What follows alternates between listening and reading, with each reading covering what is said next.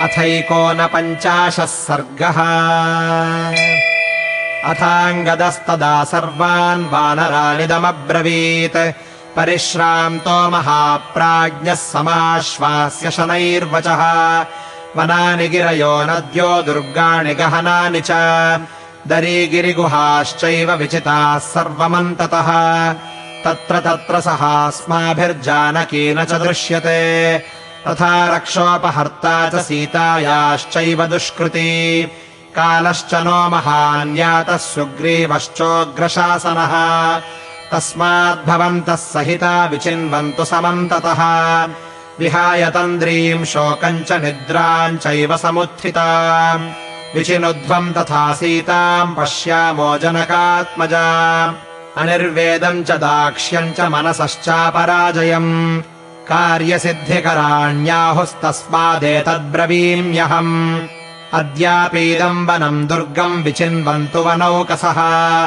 खेदम् त्यक्त्वा पुनः सर्वम् वनमेव विचिन्वताम्। अवश्यम् कुर्वताम् तस्य दृश्यते कर्मणः फलम्।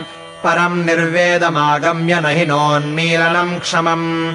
सुग्रीवः क्रोधनो राजा तीक्ष्णदण्डश्च वानराः। भेतव्यम् तस्य सततम् रामस्य च महात्मनः। हितार्थमेतदुक्तम् वः क्रियताम् यदि रोचते। उच्यताम् हि क्षमम् यत्तत् सर्वेषामेव वानराः। अङ्गदस्य वचः श्रुत्वा वचनम् गन्धमादनः। उवाच व्यक्तया वाचा पिपासाश्रमखिन्नया। सदृशम् खलु वो वाक्यमङ्गदो यदुवाचः। हितम् चैवानुकूलम् च क्रियतामस्य भाषितम्। पुनर्मार्गामहे शैलान् कन्दरांश्च शिलांस्तथा। काननानि च शून्यानि गिरिप्रस्रवणानि च। यथोद्दिष्टानि सर्वाणि सुग्रीवेण महात्मना। विचिन्वन्तु वनम् सर्वे गिरिदुर्गाणि सङ्गताः। ततः समुत्थाय पुनर्वानरास्ते महाबलाः। विन्ध्यकाननसङ्कीर्णाम् विचेरुर्दक्षिणाम् दिशम्। ते शारदाभ्रप्रतिमम् श्रीमद्रजतपर्वतम्।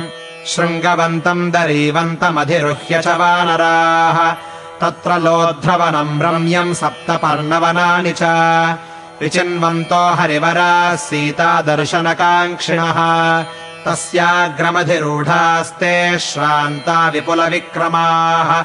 न पश्यन्ति स्म वैदेहीम् रामस्य महिषीम् प्रियाम्।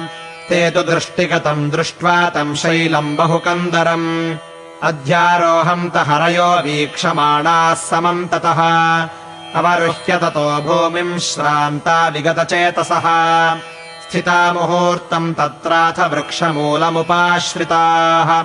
ते मुहूर्तम् समाश्वस्ताः किञ्चिद्भग्नपरिश्रमाः। पुनरेवोद्यताः कृत्स्नाम् मार्गितुम् दक्षिणाम् दिशम्। हनुमत्प्रमुखास्तावत् प्रस्थिताः प्लवगर्षभाः। विन्ध्यमेवादितः कृत्वा विचेरुश्च समन्ततः। इत्यार्षे श्रीमद् रामायणे वाल्मीकीये आदिकाव्ये किष्किन्धाकाण्डे 49 सर्गः।